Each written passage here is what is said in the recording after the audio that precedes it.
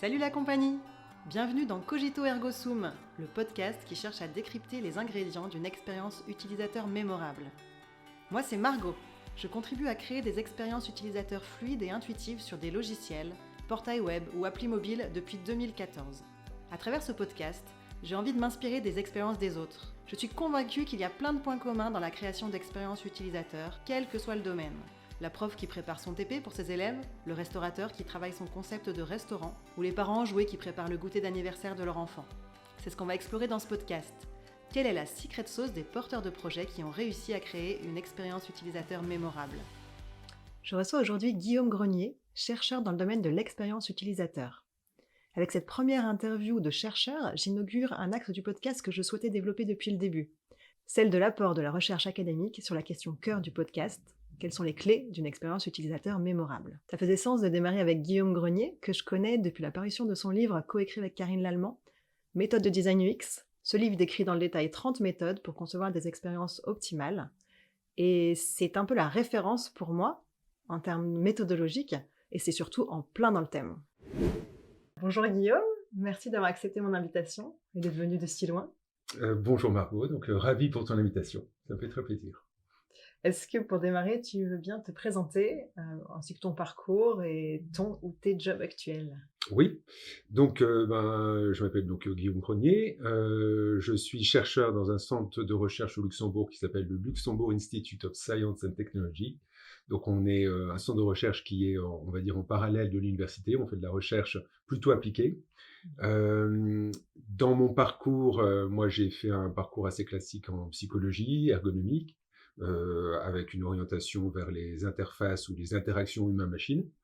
Et puis petit à petit, je me suis orienté, parce que c'est aussi un peu la tendance, vers l'expérience utilisateur. Et j'ai fait un doctorat également, avec une thèse que j'ai soutenue en 2006, sur tout ce qui est travail collectif assisté par ordinateur à l'Université de technologie de Belfort-Montbéliard. Okay. Voilà. Et dans mon parcours, dans mon cursus et dans ma carte de visite, l'un des éléments aussi un peu marquants, c'est la co-rédaction que j'ai faite d'un livre avec Karine Lallemand sur les méthodes de design UX. Ouais, c'est grâce à ça que moi je te connais, notamment. J'en parlais en introduction. Pour moi, c'est la référence. Moi, je me suis formée sur le terrain parce que j'ai pas de formation en ergonomie et ça m'a vraiment beaucoup aidé. Donc, merci pour cette contribution. Je pense qu'on est très heureux, Karine et moi, d'aider justement des professionnels, tous ceux qui s'intéressent à l'UX de manière générale. Ouais, super. Alors du coup, avant qu'on démarre, vraiment, comme tu le sais, c'est un épisode un peu différent des précédents, puisque les précédents, j'interviewais plutôt des porteurs de projets, ou des porteuses de projets. Et là, c'est le premier que je fais, ce sera une série, mais c'est le premier que je fais avec un chercheur. Et donc, j'aurais bien aimé que tu nous donnes ta définition de l'expérience utilisateur. Qu'est-ce que c'est selon toi? Et puis, quelle est la nuance, s'il y en a, avec l'ergonomie, l'utilisabilité, ces différents concepts qu'on entend et qui se recourent partiellement, ou peut-être plus que ça. Ouais. Donc, bien sûr, dans la recherche, il y a plein de définitions, il y a plein d'articles qui traitent un peu de ces aspects-là. Après le positionnement ergonomie UX, il y a assez peu de choses, mais il y en a quand même. Je vais donner plutôt mon point de vue. Donc, pour moi, l'expérience utilisateur, de manière générale, pour moi, ça touche à une dimension émotionnelle. Ça concerne en fait la conception d'un produit ou l'évaluation d'un produit, en s'intéressant bien sûr à une dimension liée à la facilité d'utilisation, la facilité d'apprentissage. Mais dans l'expérience utilisateur, il y a expérience. Et du coup, ça traite aussi, pour moi, des émotions que l'utilisateur va ressentir au moment de son interaction avec le produit.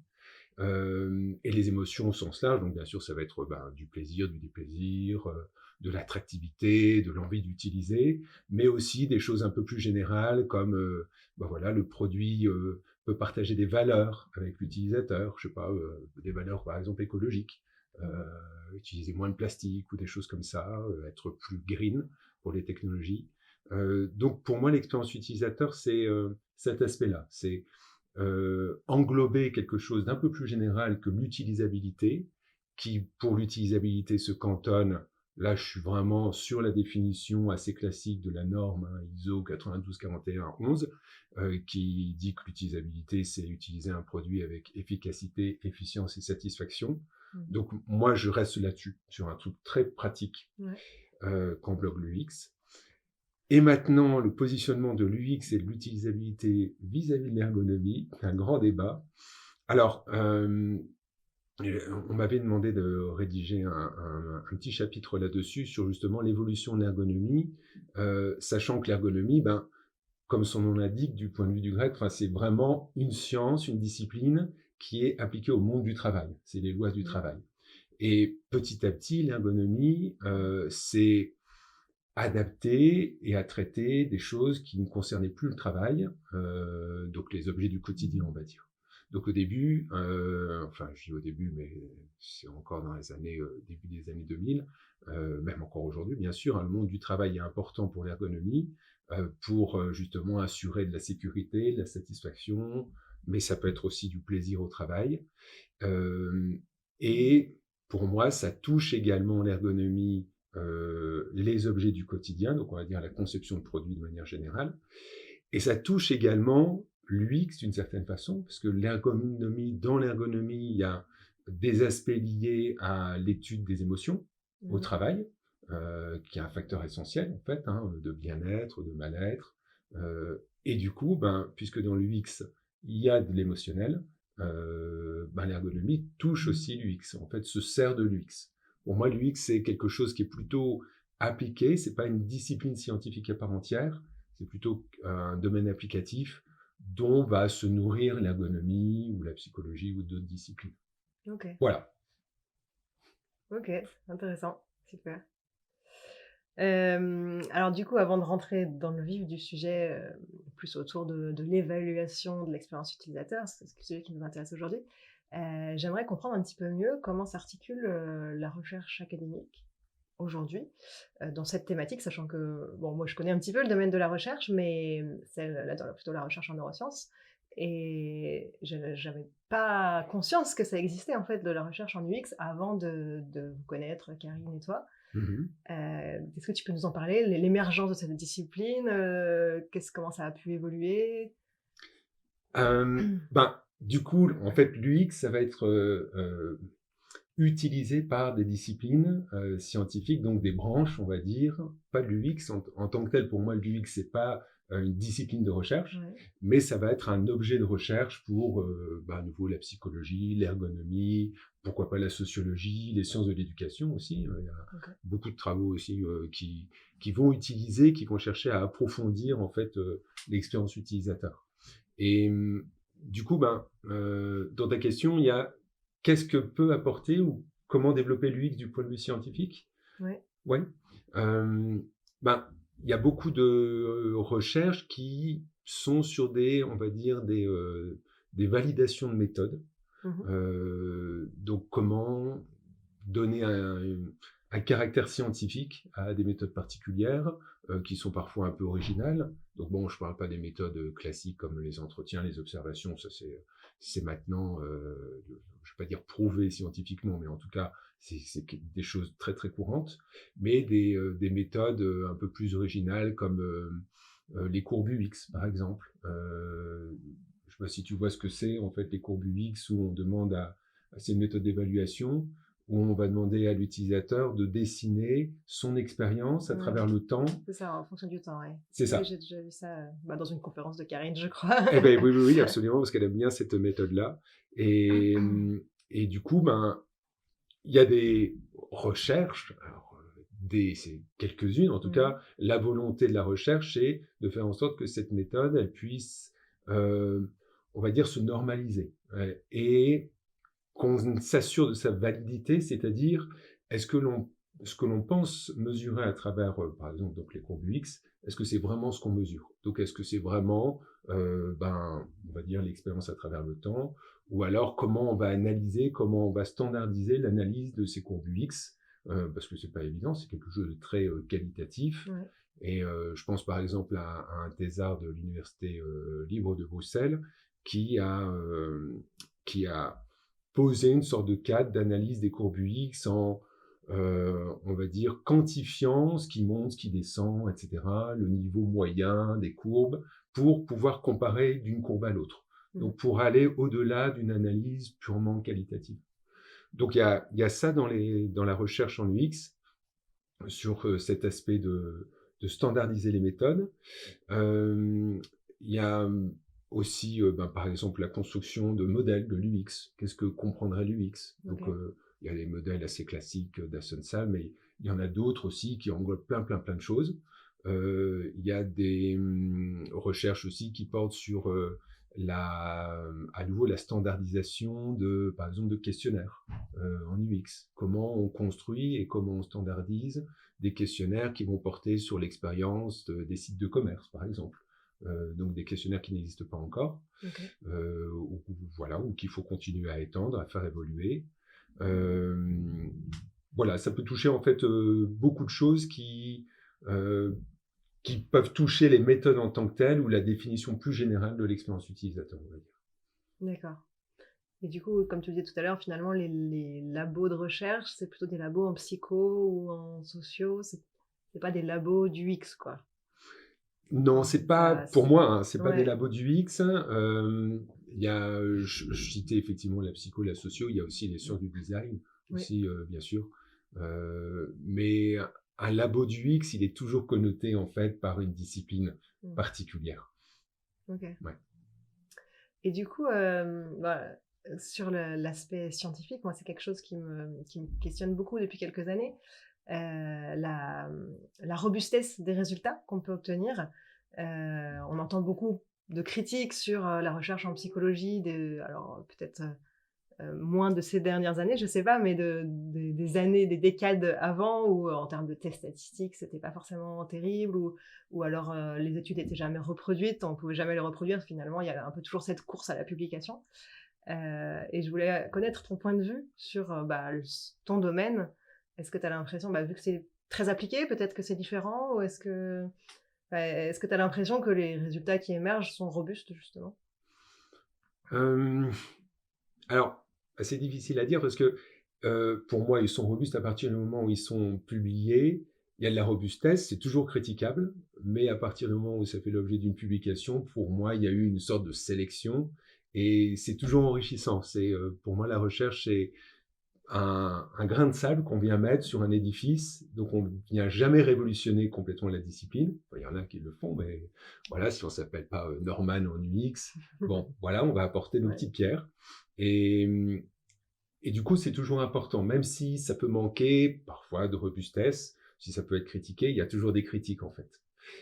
Et en plus, du point de vue scientifique, moi j'aime bien l'approche de Popper, en fait, la philosophie des sciences, l'épistémologie, si je ne me trompe pas, qui dit qu'en fait, toute recherche, elle est scientifique si on peut prouver le contraire.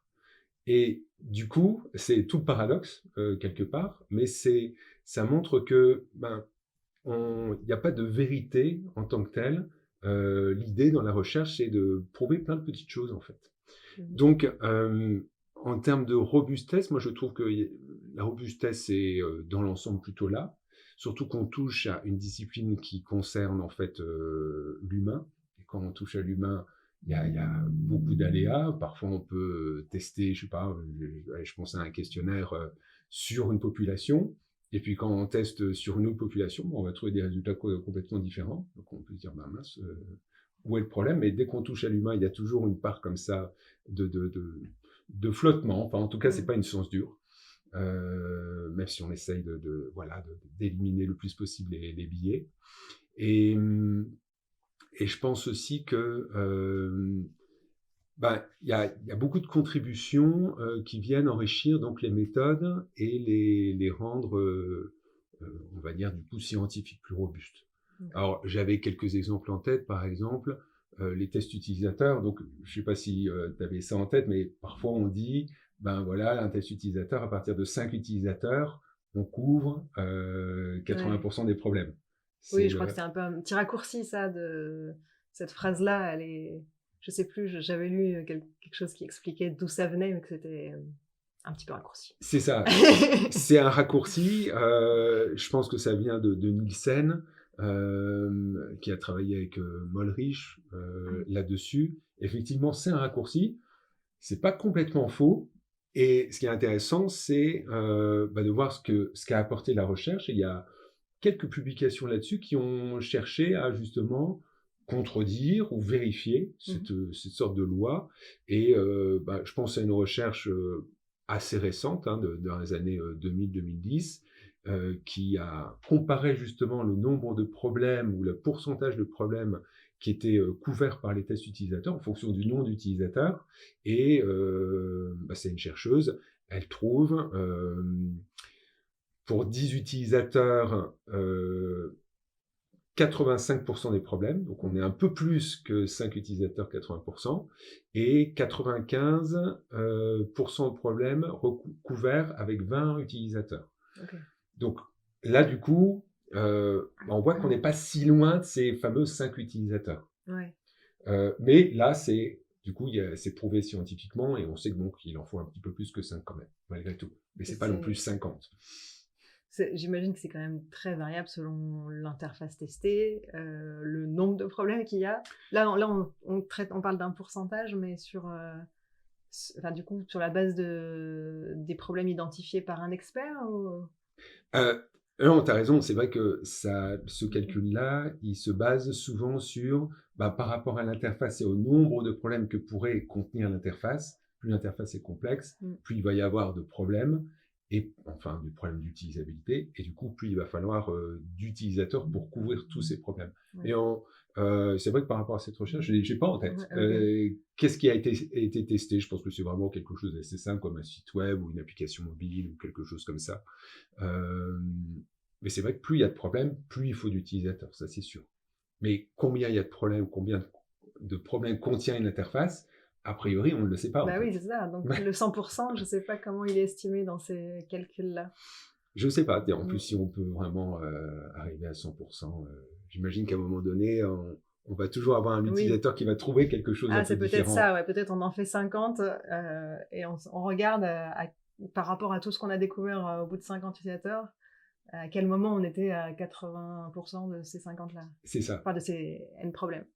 Ouais, c'est peut-être ça la méthode. Et il y a d'autres recherches sur, par exemple, les tests utilisateurs qui, par exemple, se sont intéressés à la qualité du prototype. Donc voilà, basse fidélité, haute fidélité. Là aussi, dans la pratique, souvent on dit que c'est bien d'avoir commencer sur des maquettes basse fidélité pour que les utilisateurs se sentent libres de faire des critiques, en fait, sans avoir l'impression de critiquer un produit final. Ouais. Et ça, effectivement, ça se confirme plus ou moins, c'est-à-dire que quand on compare une maquette basse fidélité et haute fidélité, il n'y a pas tellement de variation en termes de retour qui est fait. Et par contre, il y a des... Enfin, ce qui est intéressant, c'est pas par contre, mais ce qui est intéressant, c'est qu'il n'y a pas de variation non plus sur l'esthétique, en fait, du prototype, qui soit basse fidélité papier-crayon et plus haute fidélité avec des éléments d'interface, des éléments graphiques. En fait, les utilisateurs ne jugent pas l'interface plus finie comme plus esthétique. Okay. C'est comme s'ils imaginaient le produit final, où il y avait peut-être aussi un peu plus d'indulgence, mais en tout cas, il ne démonte pas le prototype papier. Ouais. Donc c'est aussi intéressant parce qu'on sait que l'esthétique peut jouer sur la perception, la facilité d'utilisation, etc. C'est marrant ce que tu dis, ça me rappelle un souvenir, le projet dont je te parlais à midi, donc un projet à destination des adolescents pour apprendre avec leur passion. Ouais. J'avais fait des tests utilisateurs en mode guérilla sur papier-crayon. Et on avait eu des retours positifs sur l'écriture manuscrite. C'était mon écriture. On n'avait pas du tout imaginé mettre une écriture manuscrite. Et après, on s'est dit, peut-être que les ados, ça leur passe, il y a un côté un peu plus sympa. Ouais. Donc, on l'a retesté derrière. Bon, finalement, ça ne s'est pas confirmé, mais en tout cas, il y avait vraiment ce côté, basse fidélité, haute fidélité, on s'en fout, quoi. Carrément. C'était marrant. C'est ça. Ça me fait penser aussi à un test que j'ai fait sur un site web pour une banque et on était sur un prototype de type Figma. C'était pas Ouais. Figma, mais peu importe. Et il y avait des écrans qui n'avaient pas adopté la charte graphique. Donc c'était du wireframe avec des boîtes grises. Ouais. Et en fait, les utilisateurs ont ouvertement, comme ça, et spontanément, dit ben, j'aime bien ce design, il est sobre. Alors qu'en fait, c'était pas du tout fini. Ouais. On voyait bien qu'en plus, ces boîtes grises, elles devaient normalement contenir une image. OK. Mais il y avait enfin, ils avaient dépassé ce côté vraiment basse fidélité. Et puis, ils s'étaient accrochés, comme tu dis, à des choses, à l'écriture, etc., qui n'étaient pas vraiment prévues et qu'on imagine un peu basse fidélité, mais qui sont évaluées comme un produit final, ou en tout cas qui ne perturbent pas le test en tant que tel.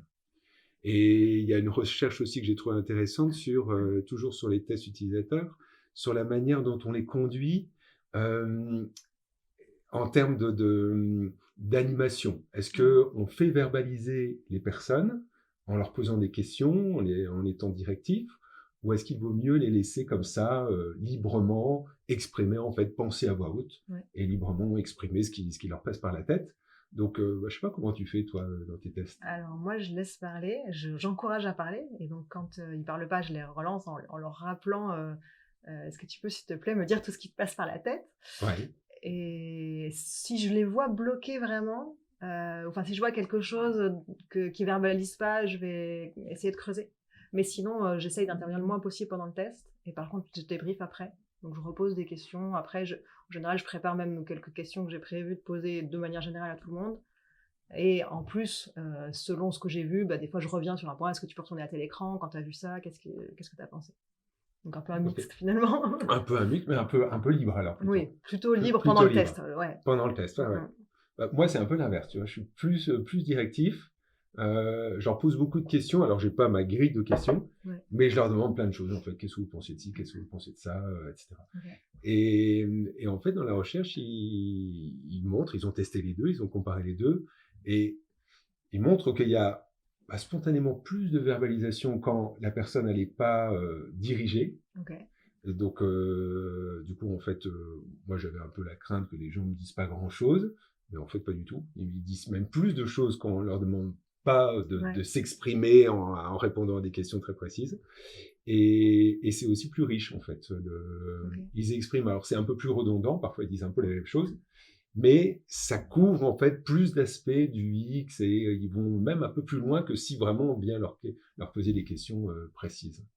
Voilà, en fait, leur poser des questions précises, ça ferme peut-être un peu leur pensée, je ne sais pas. Ça rejoint un petit peu ce qu'on fait en entretien, où on essaye de laisser des blancs pour que les gens puissent développer leur pensée. Peut-être qu'effectivement, si on intervient trop, ils ont moins cette peur du silence qui les fait parler de vraiment ce qu'ils pensent au fond d'eux. Ouais, c'est intéressant en tout cas. Donc voilà, il y a ce genre de choses qui viennent, ce genre de recherches qui viennent du coup appuyer certaines méthodologies, tu vois, ici pour les tests utilisateurs, mais c'est aussi la même chose pour d'autres méthodes comme les questionnaires, où il y a des validations statistiques qui permettent de dire ce questionnaire, oui, il mesure bien ce qu'il est censé mesurer, et il est fidèle, hein, les items sont compris et convergent vers la mesure de quelque chose de particulier.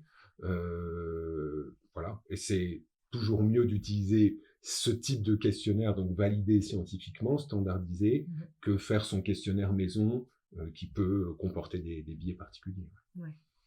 Ok. Bien.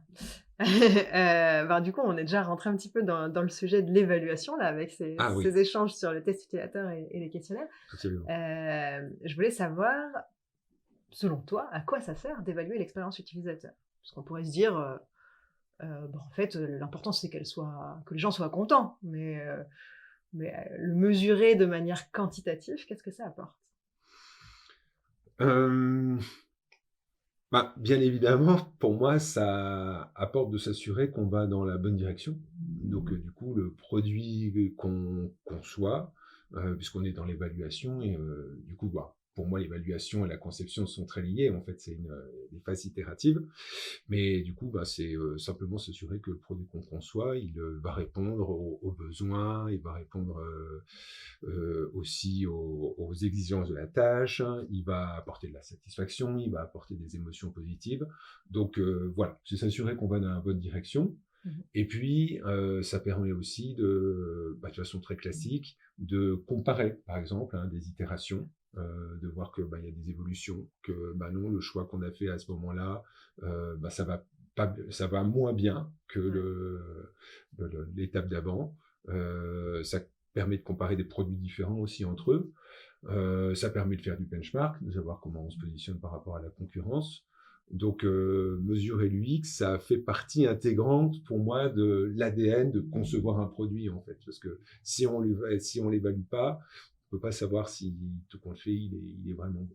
Et si on a des retours d'utilisateurs, c'est pour moi une forme d'évaluation qui est peut-être pas structurée, mais c'est une forme d'évaluation. On sait que oui, ça marche. Voilà. Après, il faut s'intéresser. Est-ce que ces retours qu'on a, est-ce qu'ils sont représentatifs? Est-ce que c'est tous les utilisateurs, ou en tout cas une population suffisamment importante pour se dire oui, c'est vraiment bien, ou c'est pas terrible. Ouais. Donc voilà, évaluer l'UX, ça sert à tout ça. Okay. Et à s'assurer qu'on est bon, qu'on est sur les rails. Moi, autant sur la partie test utilisateur, donc des retours plus qualitatifs, c'est sûr, je m'en sers vraiment au quotidien dans mon travail. Au quotidien, peut-être pas, mais aussi souvent que possible. Et la valeur, je l'aperçois immédiatement parce qu'on a des retours très construits sur quels sont les problèmes. Et du coup, avec c'est à nous de trouver les pistes pour y répondre, mais en tout cas, ça apporte directement au projet. Et là où je me pose plus de questions, c'est sur tout ce qui est quantitatif, même si moi j'adore ça parce que j'adore mesurer des choses, faire des graphiques, et les questionnaires SUS et UEQ qui sont les deux que j'utilise le plus. J'aime beaucoup à chaque fois que j'arrive à les mettre en place, parce que c'est pas toujours le cas. Et en général, ce que j'aime faire, c'est le avant-après mon intervention. Et je vois une évolution et je suis contente, mais j'ai un peu l'impression que je me fais du bien à moi-même, mais que finalement le projet, il s'en moque. Mon client, il s'en moque souvent. Alors, si j'arrive à rentrer en contact avec le service marketing, ils sont contents parce que ça leur fait une bonne com sur les réseaux sociaux, mais ça s'arrête là. Et du coup, je m'interroge un peu plus sur ces aspects-là, quantitatifs, de finalement, concrètement, dans quel cas ça contribue vraiment, quoi. Ou est-ce que c'est pas juste pour confirmer, mais en même temps, on a passé du temps, on le sait bien que c'est mieux que ce vieux truc qui avait 25 ans, qui était tout moche. Bon, c'est pas une grosse surprise, alors peut-être on a monté plus sur un axe que sur un autre, et tiens, on aurait pu travailler un peu plus cet axe-là, mais j'ai l'impression qu'à chaque fois, j'ai pas des grandes surprises, quoi, sur ces sujets-là. Pour les aspects quantitatifs, questionnaires, pour moi, c'est complémentaire, bien sûr, à d'autres méthodes, des méthodes classiques comme les tests utilisateurs, qui sont un peu plus quantitatifs, ou qualitatifs, où tu vas savoir ce qui va, ce qui va pas. Mais moi, je trouve que c'est, comme tu fais, je trouve que c'est important justement d'avoir cette mesure malgré tout, parce que c'est comme un thermomètre, en fait. Ça permet de poser aussi un diagnostic, ou de s'assurer, oui, à nouveau, est-ce qu'il y a une vraie évolution? Parce que parfois, c'est peut-être une évidence, mais il y a d'autres moments où on a l'impression de faire mieux, et puis ça va moins bien. En fait, on a l'impression de créer des parcours qui sont plus faciles, plus ergonomiques, plus fluides, et en fait, non, on complexifie les choses.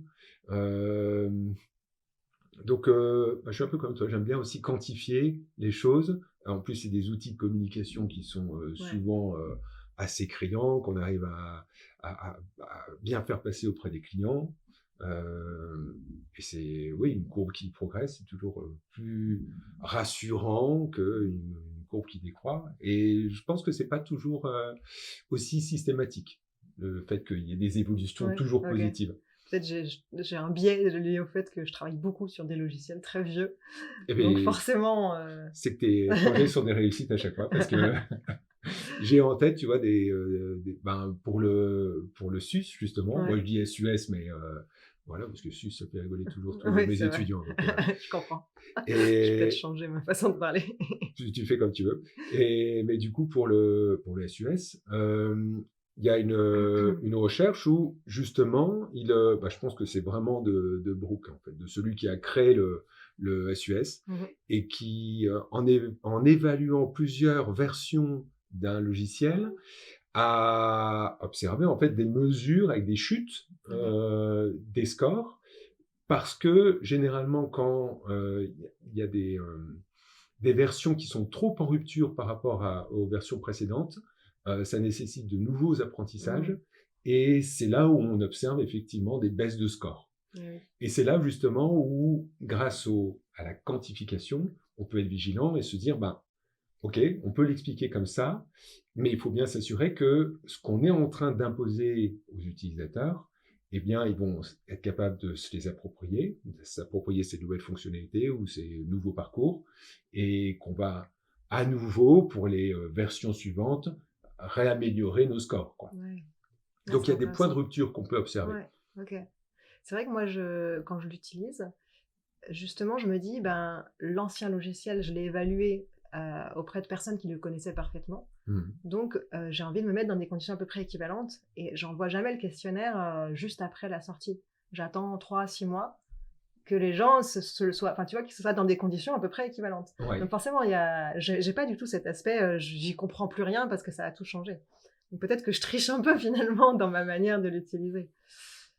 Peut-être qu'effectivement, si tu as la possibilité de le soumettre juste après justement l'introduction de la nouvelle Ouais. version et 6 mois Et plus de le tard, refaire 6 mois après, ça peut être intéressant. tu Ouais. pourrais voir effectivement il y a eu ce moment de rupture et où les utilisateurs sont un peu perdus. Ouais.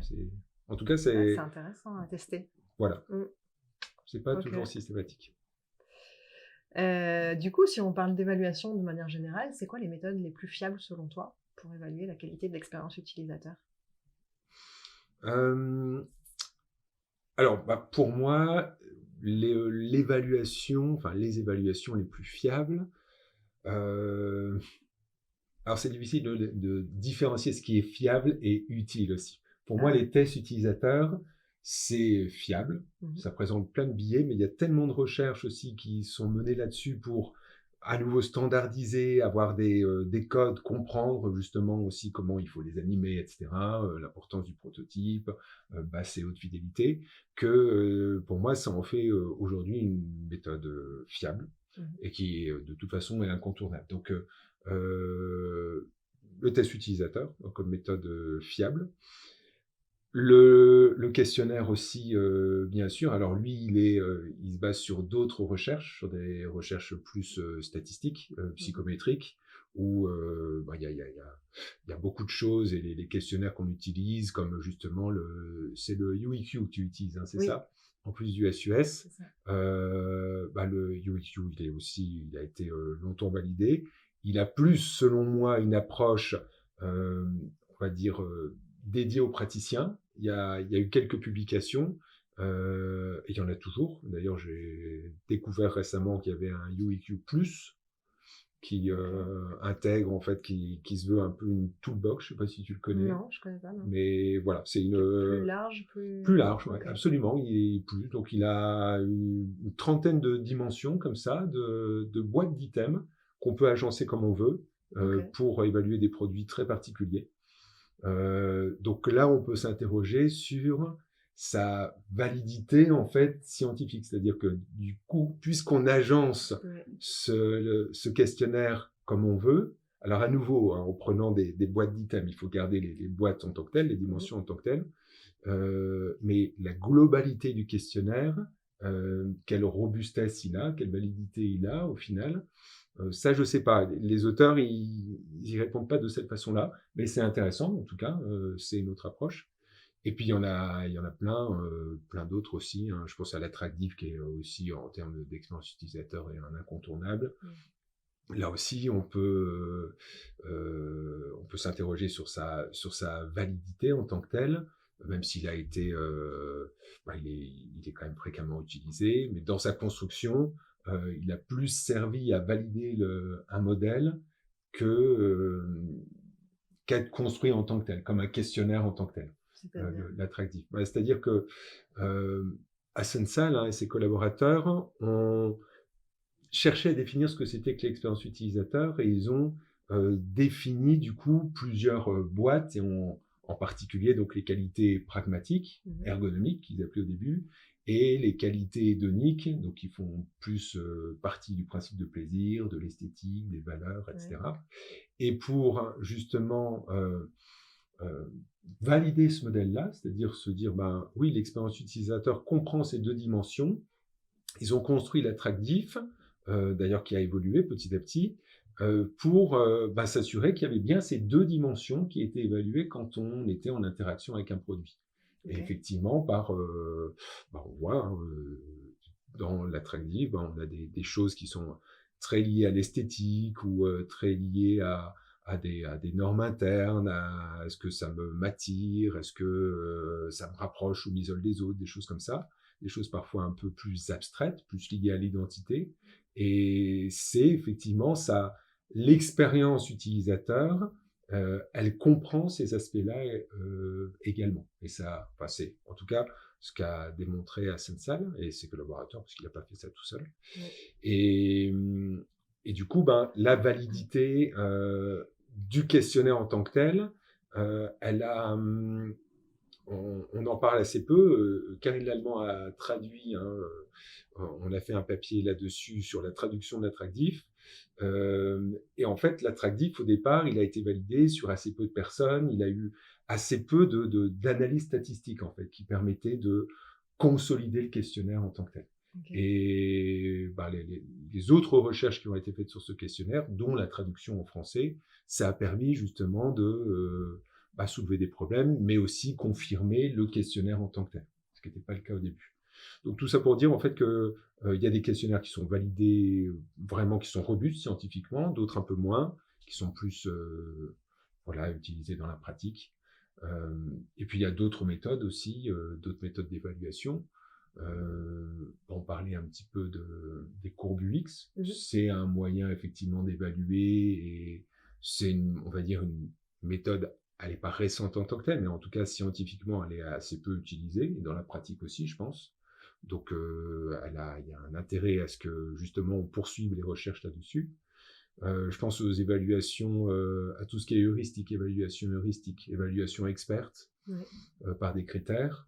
Là aussi, en fait, c'est généralement assez robuste parce que les critères sont validés scientifiquement pour s'assurer qu'ils sont bien compris, qu'ils couvrent aussi le domaine. Alors, on a plus des critères ergonomiques liés à l'utilisabilité, mais ils ont été conçus pour couvrir tous les aspects liés à l'utilisabilité. Et les critères qu'on a sur l'UX, ils émergent, il y en a quelques-uns, il y a quelques grilles, on va dire, d'évaluation de l'expérience utilisateur de manière générale, mais qui nécessitent encore d'être approfondies en termes de validation scientifique. Voilà, donc je pense à ces méthodes-là. C'est sur les questionnaires en premier, parce que souvent, le côté statistique, il rassure et il facilite la validation, en fait. Ok. Et parmi tous les questionnaires, du coup, tu m'as dit que, moi je connais surtout les 3 que tu as cités, mais tu m'as dit qu'il en existait plein d'autres. Les plus fiables, du coup, ce seraient ces 3-là ou pas forcément ces choses les plus connues? Non, je pense que c'est les plus connus parce que généralement, les questionnaires, ils sont à nouveau validés de façon psychométrique, donc ils sont tous assez fiables. Il y a d'autres questionnaires qui mesurent la coolitude d'un produit. J'aime bien ce questionnaire parce qu'il est justement, il est assez cool. Et c'est intéressant de savoir parfois si mon produit que je destine à une population particulière, en particulier à des jeunes, est-ce que mon produit va être évalué cool? Donc il y a des aspects liés bien sûr à l'esthétique, au côté vintage, je me souviens bien. Enfin, il y a plusieurs dimensions comme ça où justement ça permet de s'assurer que notre produit, il est chouette en fait, il est cool. Vraiment la cool, il s'appelle le cool questionnaire. Okay. Et puis oui, il y en a beaucoup d'autres en fait. Je ne les ai plus tous en tête, mais il y en a beaucoup d'autres. Je suis en train d'en référencer et j'en ai relevé ce qui touche à l'utilisabilité, qui touche à l'UX, qui touche aussi aux aspects Profilage de l'utilisateur. Parfois, c'est intéressant de savoir que voilà, on a affaire à un public qui est familiarisé, par exemple, avec les technologies, ou pas du tout, qui va être plutôt craintive, ou savoir qu'on a un public aussi qui est très addict aux réseaux sociaux. Là aussi, si on fait une application qui va être liée à ça, c'est assez important.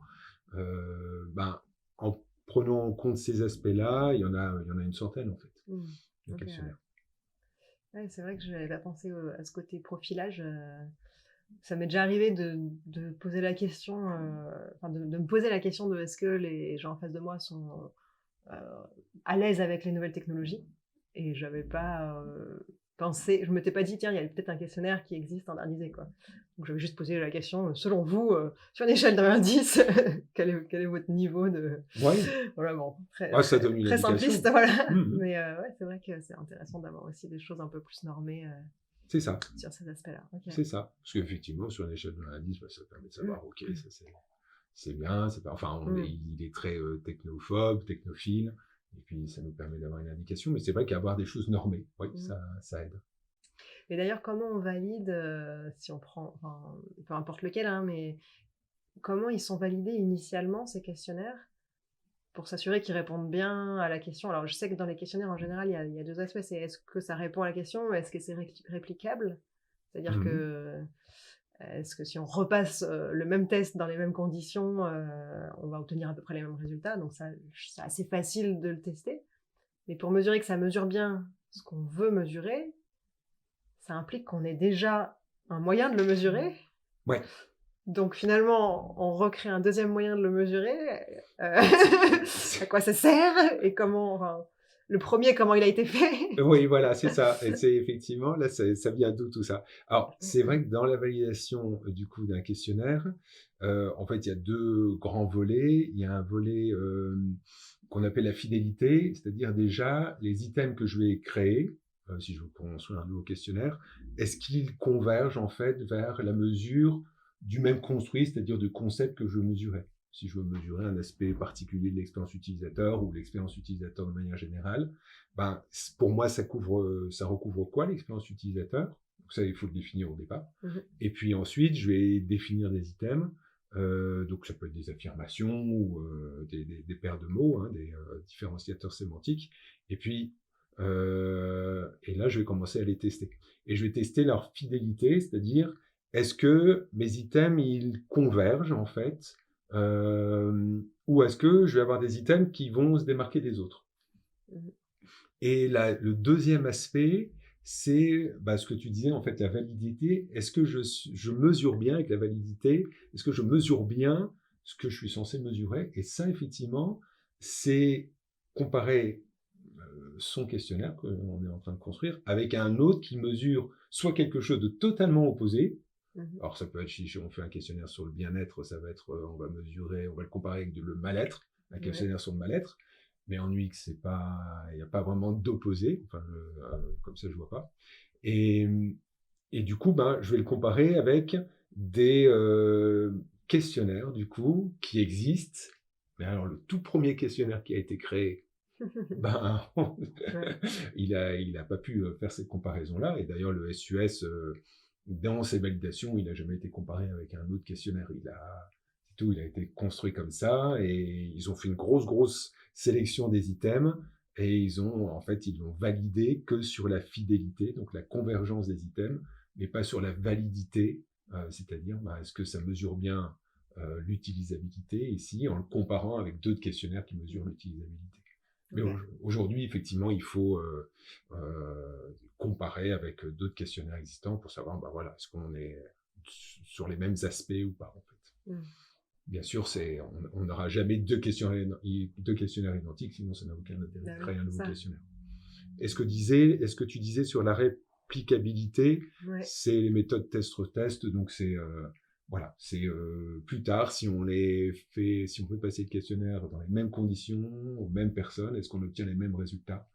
Ça, c'est aussi qui n'est pas toujours fait, mais c'est aussi un moyen de valider son questionnaire. Okay. Voilà, c'est les principales étapes, on va dire. Tu parlais tout à l'heure, je change un peu de sujet, de pendant ta thèse, c'est ça, que tu as travaillé sur le travail à distance? Oui, Ouais. oui. Donc c'est vrai qu'aujourd'hui, on est de plus en plus à travailler en télétravail ou alors, même avec, enfin moi je travaille avec des clients qui sont à Paris, qui sont, à Chambéry et c'est quand même plus simple de faire, parfois des sessions à distance. Qu'est-ce que tu peux nous dire sur ce sujet pour, faciliter la conception, faciliter le travail, ensemble? Alors c'est vrai que j'ai fait ma thèse il y a un bout de temps maintenant, j'ai soutenu en 2006, donc c'était il y a presque 20 ans. Et en fait, curieusement, les choses ont assez peu évolué en OK. termes de technologie déjà. Moi, j'avais étudié des systèmes de visioconférence, enfin voilà, de façon très classique comme on fait aujourd'hui, mais on le fait beaucoup plus couramment. À l'époque, c'était un petit peu plus nouveau, Mmh. mais ça n'a pas changé, c'est de la visio, et puis voilà, on a interagi comme ça. On a quelques outils en plus, hein, je sais pas, je pense à genre Miro, Mural, enfin des Oui. outils de collaboration qui fonctionnent plutôt bien. Euh, et ce que j'ai repéré à l'époque, l'observe, même si je fais plus vraiment de recherche dessus, mais je l'observe encore aujourd'hui. Alors, euh, pour résumer, déjà, je fais un petit détour par un peu de théorie, parce que Mmh. ça me paraît intéressant. Travailler ensemble, souvent on dit que ça recouvre trois choses. C'est se mettre d'accord sur ses objectifs, ce qu'on appelle la coopération. Donc voilà, on va ensemble dans la même direction, on a un objectif commun.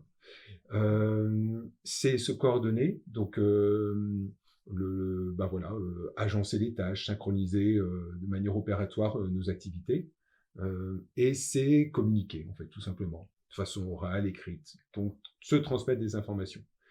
Et tout ça, ça crée en fait, il y a un jeu, donc c'est coopération, coordination, communication, on appelle ça le modèle des 3C souvent, et en fait c'est des choses qu'on retrouve quand on travaille ensemble en permanence. Et quand on est dans un mode de travail à distance, moi j'observe en tout cas que on passe beaucoup de temps, et c'est ce que j'avais observé dans ma thèse, on passe beaucoup de temps à se mettre d'accord sur nos objectifs communs et surtout à s'assurer qu'on a bien les objectifs communs en fait. Et ça c'est assez classique quand on travaille ensemble d'être sur cette assurance, voire cette réassurance. OK. Il y a souvent des réunions parfois de projets où on passe du temps, alors que le projet a démarré depuis longtemps, sur c'est quoi les objectifs qu'on s'était fixés. Et puis on en rediscute. Et puis, alors c'est plus ou moins explicite, mais parfois, je ne sais pas si tu as déjà connu ça, moi je l'observe même encore aujourd'hui, où parfois on refait le point sur ben, notre objectif en commun, en fait, la construction, notre représentation commune, partagée de notre objectif à atteindre ou du produit qu'on veut concevoir. Et du coup, travailler à distance, généralement, il y a puisqu'on est à distance, on ne partage pas de façon un peu inconsciente nos, nos sphères, en fait, nos représentations. Donc, on va à se mettre d'accord et à s'assurer qu'on est bien d'accord sur ce qu'on veut faire. On va passer aussi du temps à coordonner les tâches et on va souvent passer à côté, où c'est plus difficile avec le distanciel, sur les aspects, on va dire, de brainstorming et sur ces aspects d'innovation, en fait. On va avoir du mal à partager des idées et surtout confronter les idées. Et souvent, c'est dans la confrontation d'idées qu'on va voir émerger des choses vraiment innovantes. Donc, je sais pas, des solutions pour la conception de produits ou des choses comme ça. Et ça, c'est beaucoup plus difficile à distance. Mmh. Et c'est du coup ça qui peut manquer. Et je pense que c'est là-dessus qu'il faut être du coup vigilant quand on sait qu'à distance, on va avoir du mal à confronter nos points de vue, on va avoir du mal à être en désaccord, parce que dès qu'on confronte nos points de vue, c'est à un moment donné, on va être en désaccord. Ouais. On est tous différents, on a tous nos idées particulières. Et ces désaccords, ça va créer du point de vue du groupe, du point de vue de l'équipe, une rupture, un conflit, plus ou moins marquant, mais en tout cas, ça va créer un conflit. Et ce conflit, pour le groupe, il est assez désagréable. Il est gérable en présence, il est plus facilement gérable en présence, il est difficilement gérable à distance, en fait, parce qu'on n'a pas, on n'a pas les autres langages que le langage verbal. Ouais. Et du coup, on va éviter ce genre de conflit, donc on va éviter de se mettre en désaccord, et on va, du coup, est plus consensuel sur les idées qu'on va émettre, donc on va moins confronter les points de vue, et on va être du coup moins innovant, entre guillemets, c'est-à-dire qu'on va avoir du mal à défendre ou à aller vers des solutions qui ne sont pas suivées par tout le groupe. Ok. Voilà. Donc, alors je me souviens plus de l'objet de ta question au tout début. C'était, Excuse-moi. est-ce que tu peux me donner des tips, Des tips pour mieux travailler à distance? Ben voilà, c'est ça. Donc déjà C'est avoir pour moi, conscience de ce avoir problème-là. conscience que déjà à distance, ça va être difficile donc de produire des solutions, des idées. En Ouais. fait, ça va être plus difficile. Donc il faut trouver d'autres moyens par justement tout ce qui est outils de collaboration comme Miro, etc. Ouais. Ça peut aider. Et puis aussi se dire que on va avoir plus de besoin de temps, d'ajustement et de s'assurer qu'on est tous d'accord sur ce qu'on veut atteindre. Voilà. Et du coup, il faut accepter de parfois revenir sur des choses qu'on avait pour nous l'impression d'être acquises, mais en fait qu'ils ne le sont pas pour tout le monde en fait. Ok. Voilà. Donc ça pourrait être mes tips. En fait, prendre conscience. Je n'ai pas Ouais. de conseils particuliers à appliquer, mais c'est déjà avoir conscience de ça. D'accord. Ok. Très très bien. Et ben, on va passer un peu au dernier sujet avant de passer à la conclusion. J'ai vu aussi que tu avais travaillé dans d'autres domaines que le logiciel, notamment l'UX en bibliothèque et dans les voitures autonomes. Ouais. Je trouve que c'est super intéressant ces sujets-là. Bon, moi, c'est vraiment le cœur du podcast, hein, de s'inspirer de plein de domaines et puis de partir du principe que l'expérience utilisateur, finalement, on la retrouve partout, que c'est pas quelque chose qui doit être spécifique au logiciel et que l'approche qu'on a chacune de créer des choses, finalement, elles sont pas identiques, mais il y a beaucoup de points communs. Du coup, je voulais savoir si tu peux nous en parler un petit peu de manière... qu'est-ce que toi, quel lien tu fais entre les différents domaines? Est-ce que l'UX, c'est pareil partout? Est-ce qu'il y a des différences, des spécificités? Est-ce que tu arrives à transférer des bonnes pratiques ou des choses d'un domaine à un autre? Alors, oui, pour moi, l'UX, elle est toujours identique, en fait. C'est vraiment... C'est une manière de penser, en fait. Et puis, il y a les étapes de l'expérience, du design de l'expérience utilisateur qui sont très classiques, avec l'exploration, l'idéation, la génération et l'évaluation, qu'on peut appliquer dans n'importe quel domaine. Donc, par exemple, en bibliothèque, alors, j'interviens pas sur des missions de réagencement de bibliothèques. Alors, c'est des bibliothèques universitaires, bien souvent. Mais je n'interviens pas dans des accompagnements, mais j'interviens dans des formations avec une collègue, d'ailleurs, du Luxembourg, de la bibliothèque universitaire du Luxembourg, qui s'appelle Julie Willems. Et on anime depuis plusieurs années maintenant, 7-8 ans, des formations donc, auprès des bibliothèques qui font appel à nous. Et les bibliothèques, c'est un terrain justement pour l'UX qui est extraordinaire parce qu'on peut observer les choses. Les problématiques, elles sont vraiment identiques à la conception de produits. On a des usagers dans la bibliothèque, les étudiants ou d'autres personnes, souvent c'est ouvert à n'importe qui, comme les utilisateurs. Ce sont des utilisateurs de services et c'est facile d'observer justement ce qu'ils font, ces étudiants, leurs problématiques. Et c'est passionnant aussi d'imaginer des services, des améliorations justement de ces services qu'on leur propose. Parce qu'une bibliothèque, ça procure en fait une expérience. On n'est plus du tout dans une bibliothèque des années 70-80 où on vient emprunter des livres. Les étudiants, ils viennent plus beaucoup emprunter des livres en fait. Ils viennent travailler ensemble, ils viennent travailler individuellement et ils viennent rechercher des services comme comment je fais pour, me documenter sur un sujet particulier, comment je vais faire mes recherches sur Google, sur un sujet particulier également, comment je peux éventuellement, s'ils sont un peu plus avancés, télécharger des articles. Et puis, il y a plein de services en fait qu'on peut leur proposer. Et du coup, dans les bibliothèques universitaires, il y a toutes ces problématiques qui sont... qui se matérialisent en fait assez facilement et qu'on peut améliorer. Donc on peut améliorer l'expérience en fait des usagers et on peut rapidement voir aussi l'impact des solutions qu'on vient mettre en œuvre pour justement améliorer cette expérience des usagers. Alors, je réfléchis à des exemples peut-être pour que ce soit un peu plus parlant. Là, tout récemment, on est intervenu dans une bibliothèque à Saclay qui est un peu particulière. Le bâtiment est assez extraordinaire. Donc c'est tout récent. Je pense que la bibliothèque elle a été ouverte en septembre. Donc c'est pour te dire, c'est vraiment très très moderne.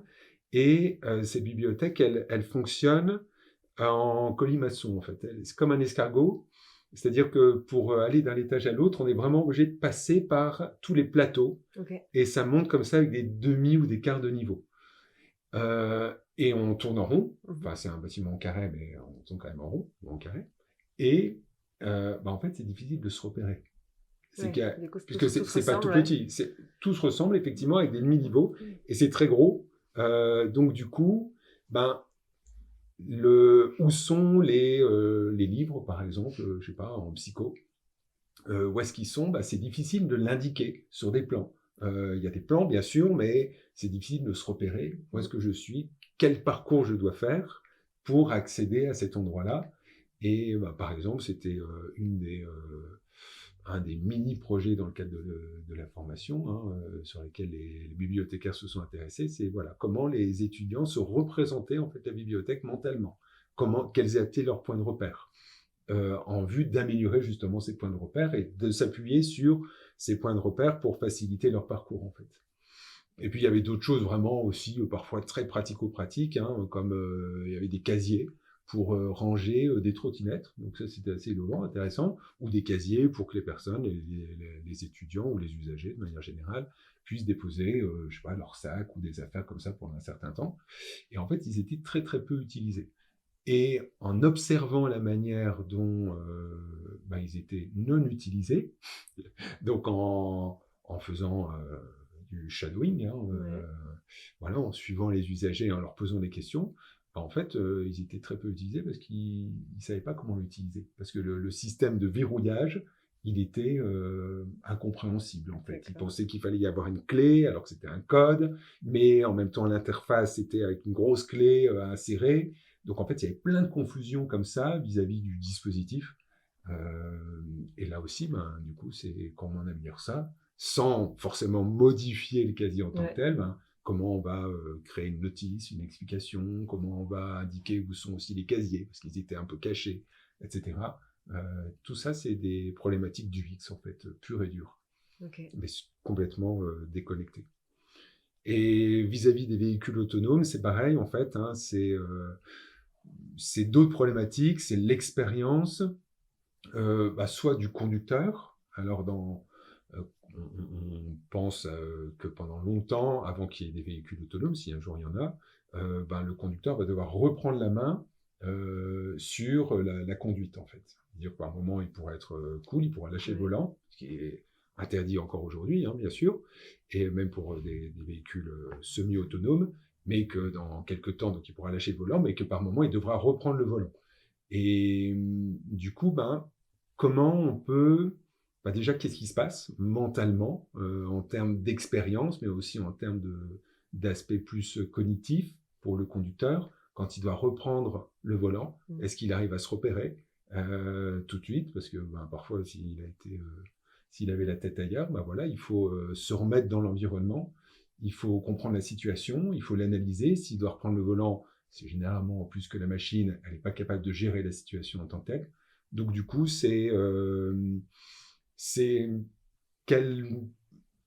comment on doit mettre en place une meilleure expérience, un dispositif, ça peut être des interfaces, souvent embarquées, des alertes, des informations, pour que le conducteur ait une meilleure expérience possible à ce moment-là.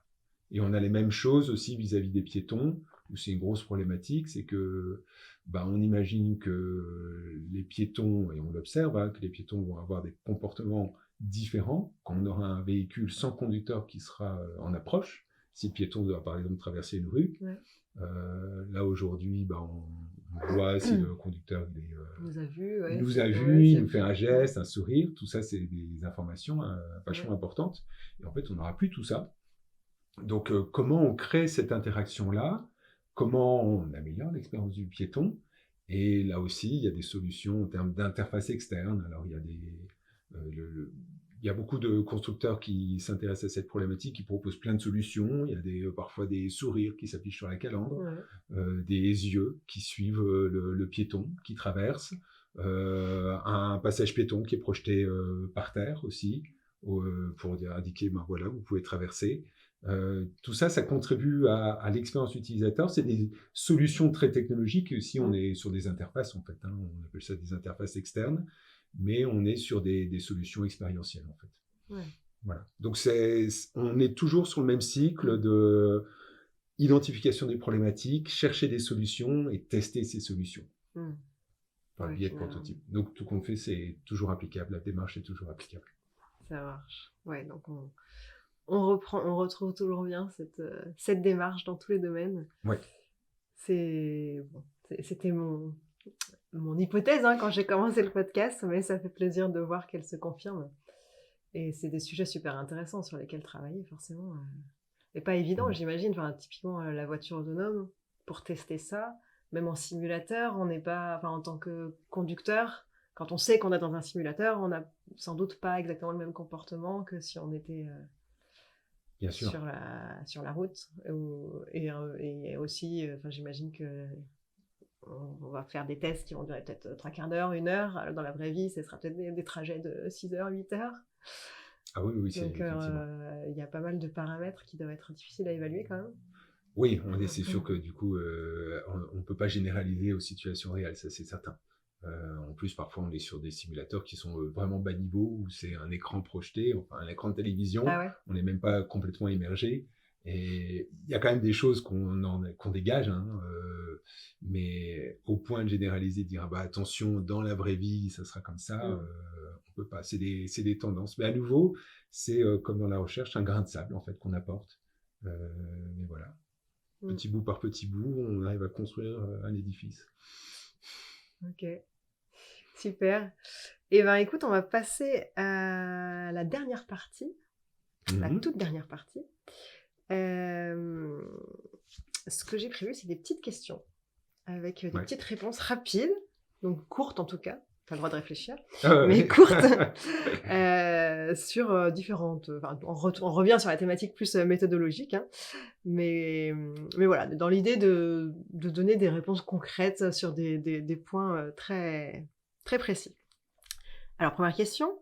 Selon toi, c'est quoi le top 3 des méthodes pour créer une expérience utilisateur mémorable ? Oui, alors j'ai préparé tes petites questions. J'imagine. Alors, pour moi, le top 3, c'est première méthode, l'observation. Pour moi, c'est vraiment la base, observer les personnes dans leur milieu le plus naturel possible. En plus, c'est de l'ergonomie, c'est de l'analyse de l'activité. Voilà. Observation, première méthode. Deuxième méthode, parce que du coup, je couvre un peu les différentes phases. Moi, j'aime beaucoup l'expérience map, pardon. L'expérience map, donc qui permet de dessiner le parcours de l'utilisateur, d'identifier ses problématiques aux différentes étapes du parcours, et aussi d'imaginer des solutions. Mais ça, c'est généralement alimenté par d'autres méthodes, imaginer des solutions. Mais voilà, l'expérience map, moi, j'aime beaucoup. Je trouve en plus que à la fin, on a un résultat qui est très graphique, qui parle, et sur lequel on peut vraiment s'appuyer dans le cadre d'un projet. Et puis la troisième méthode, je pense que j'avais pensé au test utilisateur. Pour moi, c'est la base, et c'est tellement riche. À chaque fois, on est tellement surpris, moi, je trouve, parce que font les utilisateurs, que c'est pour moi une méthode incontournable. Ok. Maintenant, la méthode que toi, personnellement, tu utilises le plus dans tes projets ?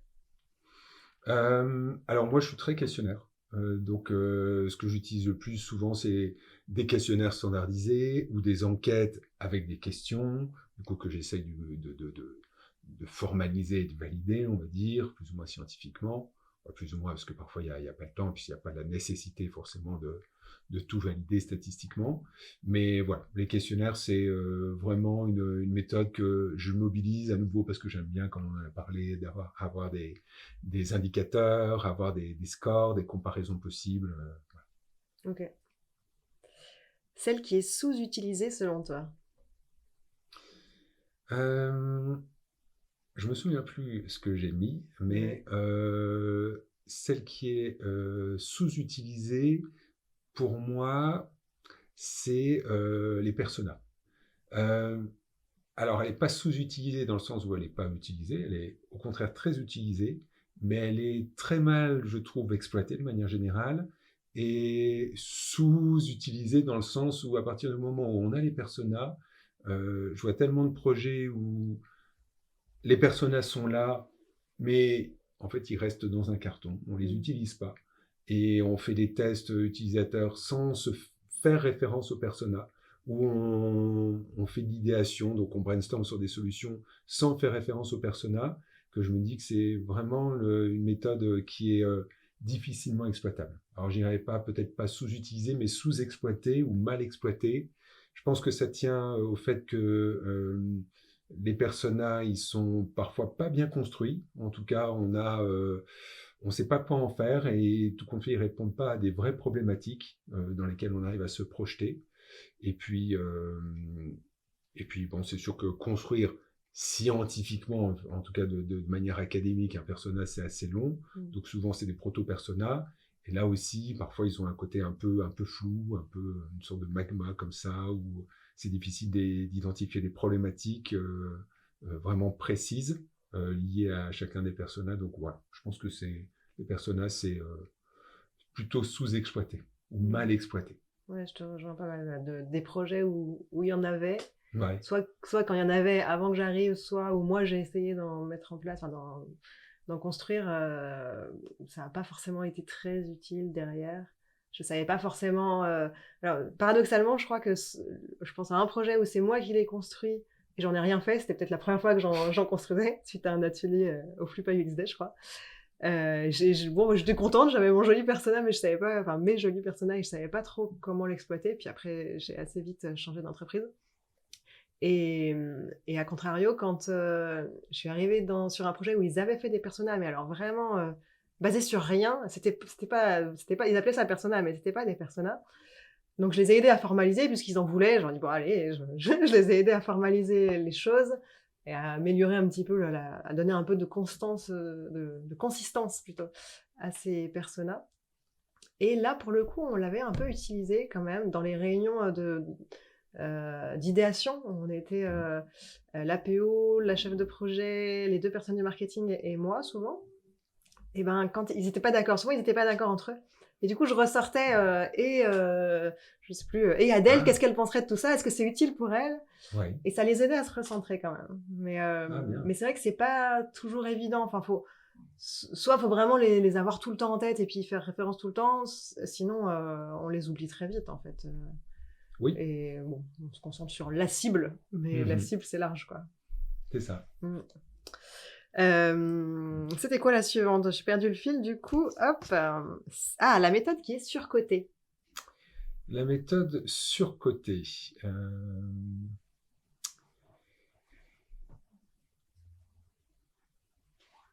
Eh ben, je ne sais plus. Okay. Je vais regarder mes fiches. Vas-y. Du coup, je ne sais plus ce que j'avais noté. Peut-être que j'avais mis méthode surcotée des personnages, je t'avoue. Moi, je pense que j'aurais mis celle-là. Ouais. Si j'avais été à ta place. Oui. Pour cette raison-là, oui, que souvent sous-utilisé. Alors, carrément, je me suis emmêlé. Ok. Alors, comment on fait? Eh ben, la méthode qui est surcotée. La méthode surcotée, du coup, pour moi, c'est les personas. Okay. Surcotée, à nouveau dans ce sens-là, en fait. Comme tu l'as expliqué. Donc, ça pourrait coller avec ta précédente question. Voilà, comme j'ai expliqué, effectivement, surcoté parce qu'on a l'impression que ça va faire plein de choses et puis souvent, on la met de côté. Ou on les met de côté. Ouais. Ok. Et du coup, la méthode sous-utilisée. Alors, la méthode, pour moi, la sous-utilisée, c'est, j'ai pas noté une méthode en particulier, mais c'est la phase d'idéation, en fait.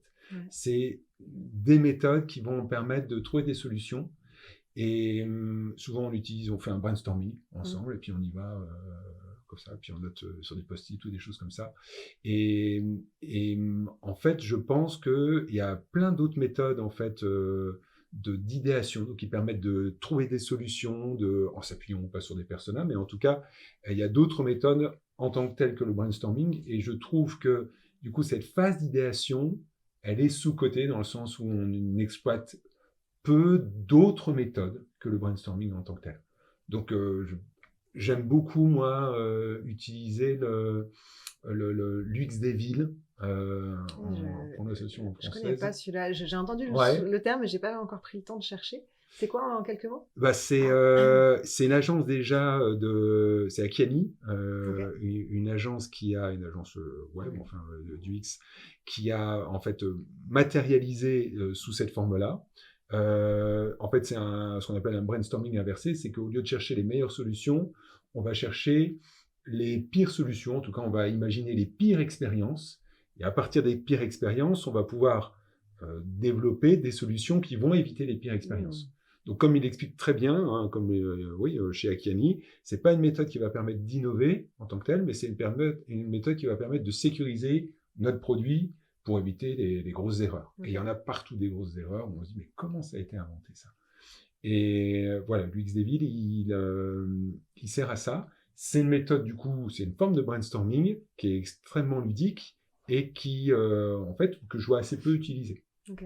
sous cette forme-là ou sous une autre forme. Et il y en a d'autres en fait. Je pense aussi, alors c'est pas vraiment une méthode d'idéation, on est presque, on est dans la génération, mais le storyboard, j'aime beaucoup aussi parce qu'on va Oui. poser l'idée, on va commencer à la matérialiser. On peut travailler ensemble, donc on peut être sur une phase d'idéation là-dessus.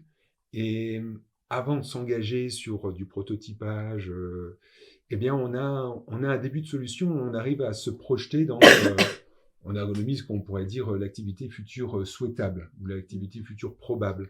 Et, et je trouve que ça, souvent on a l'impression qu'on a imaginé les usages futurs, mais c'est souvent mal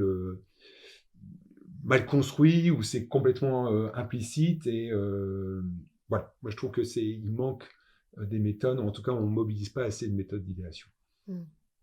Ouais, effectivement, enfin, je te rejoins sur le fait que souvent ça va être brainstorming et même, enfin, moi j'ai pas forcément de l'inspiration. Donc justement, un brainstorming il y a pas si longtemps en interne pour réfléchir à ce sur quoi on voudrait monter en compétence et des méthodes d'idéation. On avait mis ça, je sais plus si c'est moi ou un de mes collègues qui l'avait mis. Ouais. Parce que moi c'est toujours brainstorming ou Crazy 8, tu vois, les deux. Enfin, Crazy 8 on est déjà plus dans la conception, mais à plusieurs. Et c'est vraiment quasiment que ça que j'utilise. Et je me dis, bah, il existe d'autres choses, faut tester, quoi. Oui, il y a des petites choses. Je pense aussi au Lotus Blossom, qui est une forme de brainstorming, mais très structurée sur la forme d'une carte mentale. Okay. Et ça aide aussi, en fait, plutôt que de partir comme ça, où on ne sait pas vraiment où on va aller, ça structure les idées, et je trouve que ça marche bien avec certains publics, on va dire, certains clients. Le Lotus Blossom fonctionne bien. Ok. Ouais. Bah, j'irai creuser ça. Ouais. Merci. Où j'en suis là. Ah, quel est le résultat de recherche que tu as obtenu dont tu es le plus fier par sa robustesse ou son impact sur le monde professionnel? Absolument, ça j'avais noté, ça va être ta question. Alors, pour moi, c'est très simple, c'est simplement la traduction justement du SUS. Okay. Parce que c'est de loin un questionnaire en termes d'utilisabilité le plus utilisé. Et il manquait, en fait, il y avait plein de personnes qui l'utilisaient, moi le premier, sans avoir l'assurance que la traduction qu'on en faisait, elle était fiable, en fait. Comment tourner les phrases. Donc souvent, c'était une traduction mot à mot. Ouais. Et du coup, on a fait, avec un collègue, Alexandre Baudet, une traduction validée scientifiquement du SUS. Dans la méthode de traduction, on avait deux traductions en fait, parce qu'au début il y a une étape où on demande à des personnes de faire la traduction et de se mettre d'accord sur une traduction consensuelle, on va dire. Donc là, on demande à des personnes du domaine, mais qui sont aussi bilingues, en tout cas qui n'ont pas de problème en anglais. Et on avait deux traductions qui se distinguaient, une traduction mot à mot et une traduction plus reformulée avec des expressions ou des formulations françaises. Le SUS, on a par exemple des items comme je pense que je vais utiliser le système fréquemment, mais en français on dit pas ça. Je trouve que c'est trop lourd. On dit pas je pense que je vais. On va dire plutôt je vais utiliser ou je pense. Enfin, en tout cas, on simplifie beaucoup. Et du coup, dans cette traduction, on avait deux versions. Donc une version, on va dire littérale, c'est-à-dire mot à mot, traduction mot à mot, et une traduction littéraire où là on était plus dans les expressions françaises. Et on a validé ça, c'est-à-dire qu'on a regardé quelle était la traduction la plus fiable, la plus valide, la plus fidèle. Et puis du coup, on a à la fin une traduction qui est maintenant publiée. Donc j'ai plein de personnes qui me demandent souvent s'ils peuvent utiliser cette traduction. Alors bien entendu oui, c'est possible, parce que c'est fait partie du domaine public, entre guillemets. Et voilà. Et donc ça, je suis content que ça puisse être utilisé. Ok. Voilà. Ouais, moi, je l'utilise. Merci Ah encore. ben voilà. Tu utilises ma traduction? Oui, je crois bien. Ah bah super. Il me semble. Que j'ai mis à jour quand elle a été sortie. Ah ouais, je d'accord. devais avoir une version effectivement traduite à la main et j'ai mis à jour. Ça, c'est toujours mieux d'avoir. Enfin, ça me conforte de me dire j'utilise un outil issu de la recherche scientifique et qui est valide, quoi. Et ben voilà, je suis d'autant plus fier. Tu vois. Et d'ailleurs, ça fait une bonne transition avec la question suivante. Quel conseil tu donnerais à quelqu'un qui voudrait baser sa pratique de l'UX design sur les preuves scientifiques? Alors là aussi, j'ai réfléchi un petit peu à la question. Et je me disais, tout simplement déjà, utiliser Google Scholar plutôt que Google, tout court. Je ne sais pas si tout le monde connaît Google Scholar, mais il y a une sorte de monde parallèle de Google où on peut avoir, à partir d'une recherche, on peut avoir des publications de conférences, de journaux sur un thème en fait qu'on a tapé dans Google. Et je pense que déjà ça c'est vraiment le premier pas pour avoir des bases scientifiques, en tout cas s'appuyer sur une pratique quand on fait des recherches sur une méthode, par exemple, en trouvant ces références scientifiques. Dans Google, on va avoir des blogs, et puis dans Google Scholar, on va avoir des publications. Alors, souvent, les publications, elles sont plus lourdes, bien sûr, à lire, et puis elles ne répondent pas toujours à la question qu'on s'est posée. Parfois, c'est vraiment à nouveau sur quelque chose de très, très précis, et puis voilà comment on applique la méthode, ça ne donne pas toujours la réponse. Mais ça, en tout cas, on est sûr de trouver une validation, en tout cas un bagage scientifique derrière, dans Google Scholar. Alors, il y a dans Google Scholar, en fait, ils référencent toutes les publications, donc il y en a qui sont payantes, malheureusement.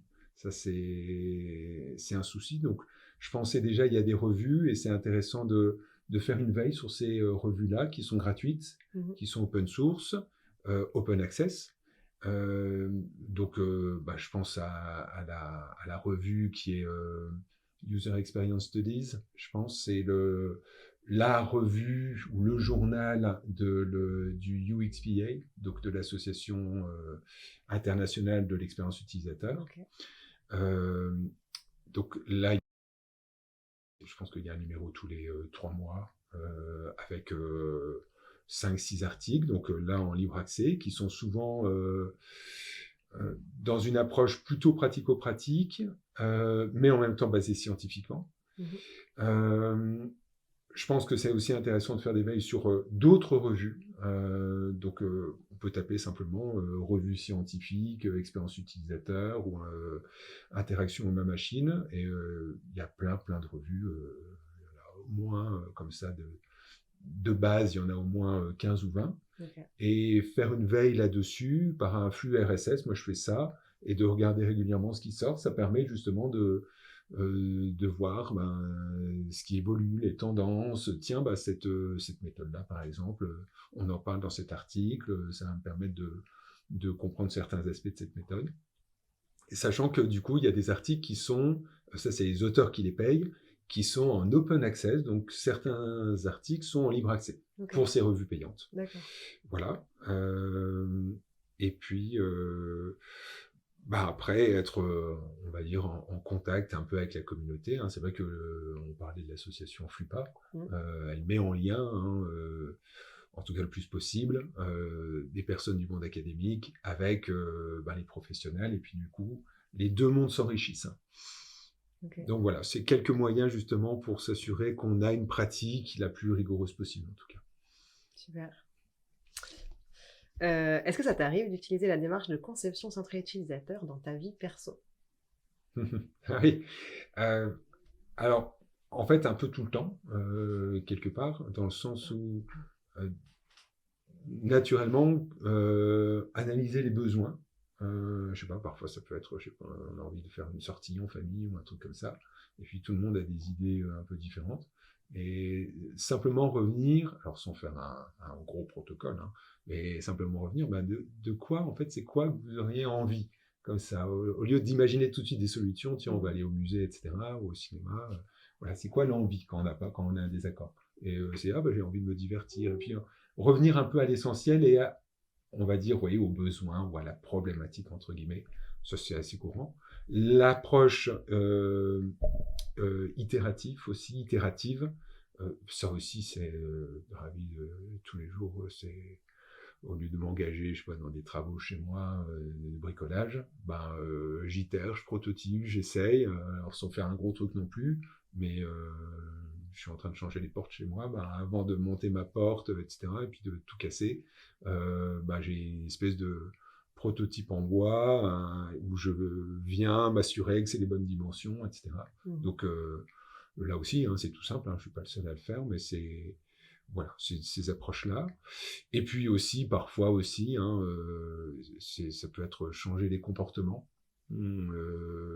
J'ai 2 filles, j'en ai une qui s'est rongé les ongles à un moment donné, donc comment on peut l'aider justement là-dedans à changer de comportement, à changer ses habitudes en fait, parce que souvent c'est, bien sûr il y a un fondement d'anxiété, donc une motivation entre guillemets interne, mais il y a aussi un aspect comportemental et des habitudes qui se mettent en place.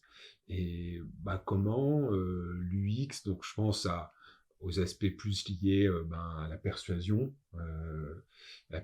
technologique, au design persuasif, donc lié au changement de comportement, comment on peut aider justement à ces changements-là.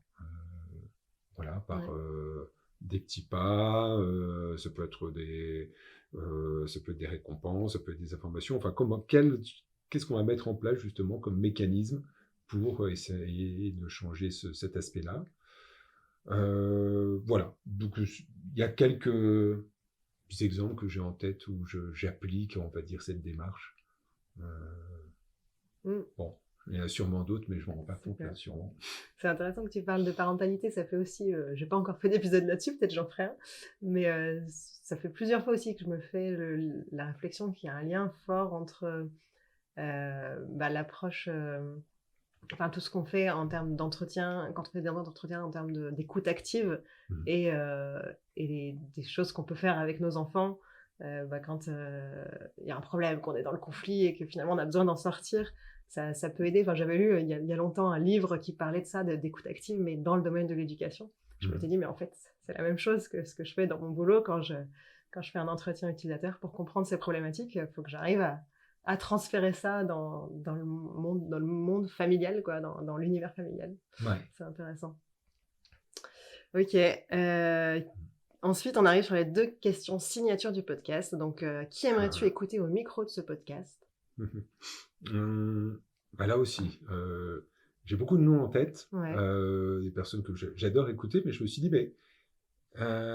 si je donne ces noms-là, c'est des personnes qu'on a déjà écoutées. Donc, je ne sais pas si tu veux des personnes, plus originales ou pas. Dis-moi tout Et ça alors, en tête. ah oui, mais tu m'as dit, alors du coup, ah oui. Pas s'il y en a 50, mais si tu veux. Alors, le nom comme ça que j'avais en tête, j'aime beaucoup Stéphanie Walter. Ouais. Sa façon de s'exprimer, c'est très cool, justement. Et c'est moi j'ai toujours plaisir à l'écouter. Donc je pensais à elle, sur l'accessibilité, mais pas que, parce qu'elle fait plein de choses. Et puis, sinon, dans les noms originaux, j'ai un collègue, je trouve qu'il parle très bien. Alors, il n'est pas, il n'a pas une notoriété particulière. Il s'appelle Vincent Porot. Et lui, il est spécialisé dans l'UX et l'agilité, la gestion de projet agile. Et quand je l'écoute parler, à chaque fois, je suis passionné par ce qu'il dit. Je trouve qu'il défend justement cette approche agilité et UX. Donc voilà, juste Ok. ces deux noms-là, mais voilà, il y en a plein, je ne voudrais pas froisser les autres. Je vais Bah, m'arrêter c'est là. 2 super noms. Bah, du coup, Stéphanie, je vois très bien qui c'est et ton collègue, tu m'en avais un petit peu parlé. Je pense que ce sera à mon avis, je le contacterai parce que c'est vraiment, il y a vraiment des questions super, intéressantes à creuser pour, créer des expériences mémorables. Il y a la partie conception, mais après il y a aussi tout le delivery Mhm. et si on n'arrive pas à délivrer ce qu'on a imaginé, ben, ça sert à rien et les interactions entre UX et agilité, je trouve, c'est à la fois complexe et passionnant. Ouais. Bah, c'est la bonne personne pour ça. Super. Et ben donc pour le mot de la fin, est-ce que tu peux nous raconter une expérience utilisateur personnelle particulièrement mémorable pour toi? Alors là aussi, j'en ai deux, OK. du coup. Mémorable, positivement et négativement. Je commençais par le négatif. Là, c'est vraiment des expériences récentes, hein, toutes bêtes. Mais j'ai changé de voiture. Mmh. J'ai acheté une voiture d'occasion en Belgique en me disant, on est en Europe, j'habite en France, hein, je travaille au Luxembourg, mais j'habite en France. Donc, passer d'une voiture qu'on achète en Belgique à une voiture qu'on va faire immatriculer en France, ça doit être assez simple. Je regardais un petit peu comme ça, bon, ok, ça avait l'air. Donc j'ai acheté ma voiture en Belgique, et en fait, ça a été un vrai casse-tête avec le système français de l'ANTS, qui est le système maintenant en ligne par lequel on doit passer. Il y a de moins en moins de préfectures, il y en a très très peu d'ailleurs, hein, qui maintenant font les démarches d'immatriculation. Mmh. Donc en préfecture, il faut passer par le site ANTS, et c'est en termes de, on va dire, d'utilisabilité, mais ça dépasse l'utilisabilité parce que quand on a envie de jeter son ordinateur par la fenêtre, on est dans l'expérience. C'est vraiment une catastrophe. Et pour donner juste un petit exemple, alors je dis ça vraiment, j'ai envoyé quand j'ai pu, parce que là aussi il y a très très peu de moyens de rentrer en communication et de dire bah voilà, j'arrive pas à certaines étapes, je comprends pas ce qu'il faut faire. C'est assez bloqué. Plusieurs fois, je leur ai dit bah, comme ça, en toute modestie, et puis sous forme de clin d'œil, en disant, mais si vous voulez, je peux vous aider à améliorer votre système d'une façon ou d'une autre, parce que là, je suis un utilisateur lambda, j'y arrive pas du tout, et je pense que du coup, je suis sûrement pas le seul, en fait. Mmh. Et en plus, c'est pour moi quelque chose, immatriculer sa voiture, ça concerne tout le monde, des technophiles, des technophobes, et ça doit être complètement accessible cognitivement, en tout cas. En termes d'accessibilité de site web, mais aussi cognitivement, ça doit être simple. Et pour donner juste un exemple, il n'y avait pas que ça, mais dans les écrans, il y avait à un moment donné un menu déroulant obligatoire. Donc il fallait que je choisisse une option, et il fallait que je choisisse l'usage que j'allais faire de mon véhicule. OK. Alors, moi, pas rouler et me rendre à mon travail ou ailleurs, partir en vacances, ben je dis OK. Et dans le menu, en fait, déroulant, c'était des choses du style voiture militaire, usage militaire, usage administratif.